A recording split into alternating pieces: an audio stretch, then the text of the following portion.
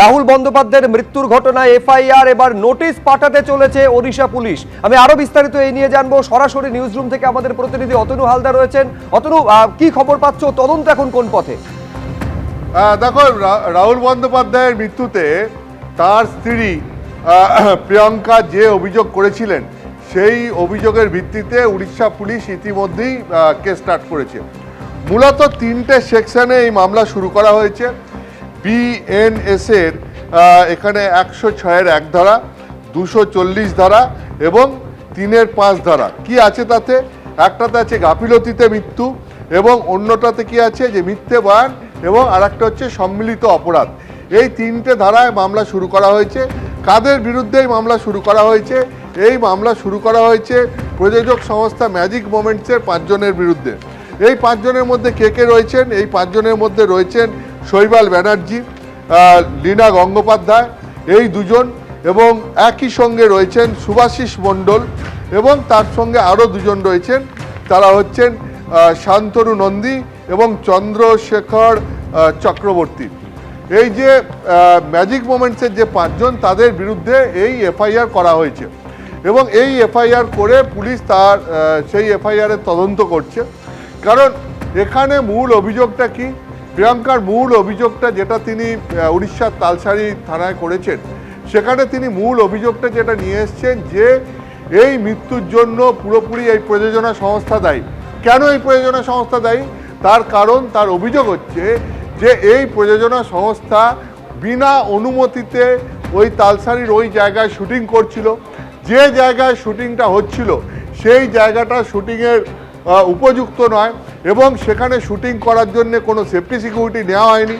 এবং শুধু তাই নয়, সেখানে সেফটি সিকিউরিটি ছাড়া শুটিং করাটা বিপজ্জনক। এমনকি প্রিয়াঙ্কার অভিযোগ হচ্ছে যে স্থানীয় মানুষরা এই ব্যাপারে, যারা শুটিং করছিলেন তাদেরকে সতর্কও করেন যে এখানে যে কোনো সময় জোয়ার চলে আসে, এখানে চোরাবালি রয়েছে, ফলে এই জায়গাটা শুটিং করার পক্ষে মোটেও উপযুক্ত নয়।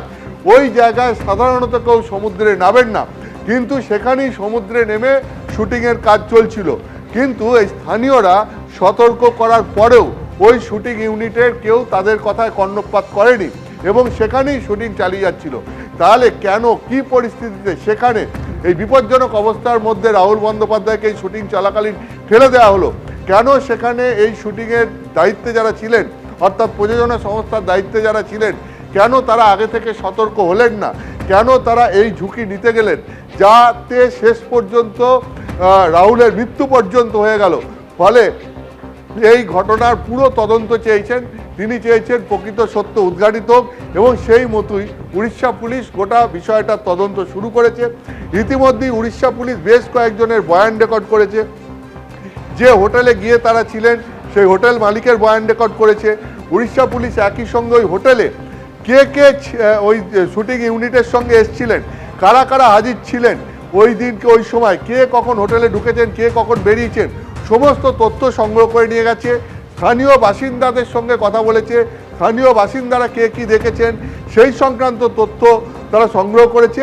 এরপরে উড়িষ্যা পুলিশের তরফ থেকে আর 2টো জিনিস যেটা করা হবে বলে আমরা শুনছি, সেটা হচ্ছে যে সূত্র মারফত জানা যাচ্ছে যে যে 5 জনের নামে অভিযোগ দায়ের করা হয়েছে এই ম্যাজিক মোমেন্টসের 5 কর্তা ব্যক্তি, এদের প্রত্যেককে জিজ্ঞাসাবাদের জন্য উড়িষ্যার তালসারি থানার পুলিশ নোটিশ করবে, একেবারে নোটিশ করবে। আমি আবার অতনু তোমার কাছে আসবো। এই যে প্রযোজনা সংস্থা, যে প্রযোজনা সংস্থার বিরুদ্ধে বারে বারে অভিযোগ উঠেছে রাহুল বন্দ্যোপাধ্যায়ের মৃত্যুর ঘটনায়, সেই অভিযুক্ত প্রযোজনা সংস্থাকে এবার বয়কট করা হচ্ছে। বয়কটের সিদ্ধান্ত নিয়েছে আর্টিস্ট ফোরাম ফেডারেশনের।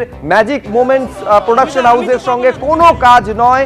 কিভাবে রাহুল বন্দ্যোপাধ্যায়ের মৃত্যু হলো সত্যিটা আমরা সবাই জানতে চাই। 9 দিন পরেও ওই প্রযোজনা সংস্থা কেন চুপ করে বসে রয়েছে? প্রশ্ন তুলছেন রঞ্জিত মল্লিক থেকে শুরু করে প্রসেনজিৎ চট্টোপাধ্যায়। রাহুল এরকম যাদের ঘটনা, তাদের সঙ্গে এই মুহূর্তে ডিসিশন অলরেডি টেকন, কাজ করা আমাদের পক্ষে সম্ভব নয়। রাহুল ওর ওই প্রোডাকশনের সঙ্গে যুক্ত, ওই নামের সাথে যুক্ত, তাদের কারোর সাথে আমরা কোনো কাজ এই মুহূর্তে থেকে করব না, যতক্ষণ না নয় পাবলিকলি বা কোর্ট থেকে আমরা জানতে পারি যে আমাদের রাহুল আপনাদের রাহুল কি করে আমাদের ছেড়ে চলে গেল, কিভাবে ছেড়ে চলে গেল, আমাদের একটাই প্রশ্ন, তার সঠিক চেহারাটা চাই, জানতে চাই। তাই তো? আর কর্মবিরতি নেই, কাল থেকে আমরা কাজ শুরু করছি।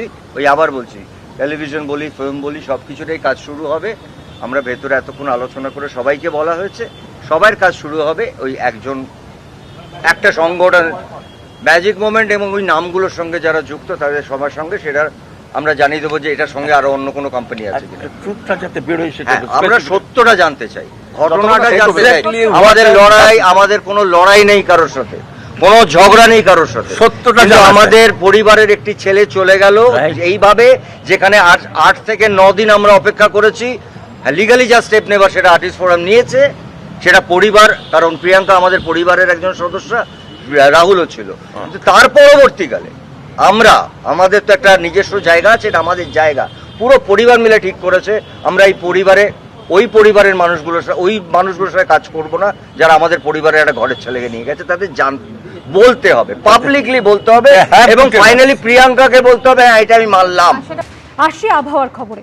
চৈত্রের আকাশে দুর্যোগের মেঘ। গাঙ্গেয় পশ্চিমবঙ্গ থেকে তেলেঙ্গানা পর্যন্ত বিস্তৃত রয়েছে নিম্নচাপ অক্ষরেখা, আর তার জেরে সপ্তাহের মাঝামাঝি পর্যন্ত রাজ্য জুড়ে হতে পারে বিক্ষিপ্ত ঝড় বৃষ্টি। চৈত্রে চাঁদি ফাটা গরম, হাঁসফাঁস দশা। এর মধ্যে খানিক স্বস্তির বার্তা দিল আলিপুর আবহাওয়া দপ্তর। মঙ্গলবার থেকে বৃহস্পতিবার পর্যন্ত রাজ্য জুড়ে বিক্ষিপ্ত বৃষ্টির পূর্বাভাস দিয়েছে আবহাওয়া দপ্তর।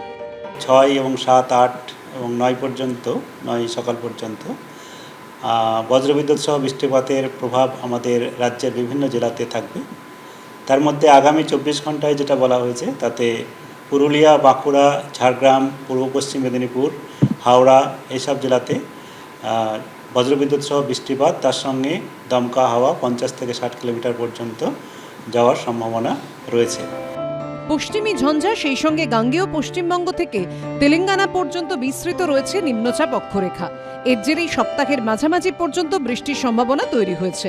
দক্ষিণবঙ্গের পুরুলিয়া, বাঁকুড়া, ঝাড়গ্রাম, পূর্ব পশ্চিম মেদিনীপুর, হাওড়ায় বজ্রবিদ্যুৎ সহ ঝড় বৃষ্টির সম্ভাবনা রয়েছে বলে জানিয়েছে আবহাওয়া দপ্তর। একই সঙ্গে উত্তরবঙ্গের বিভিন্ন জেলাতেও রয়েছে বৃষ্টির পূর্বাভাস।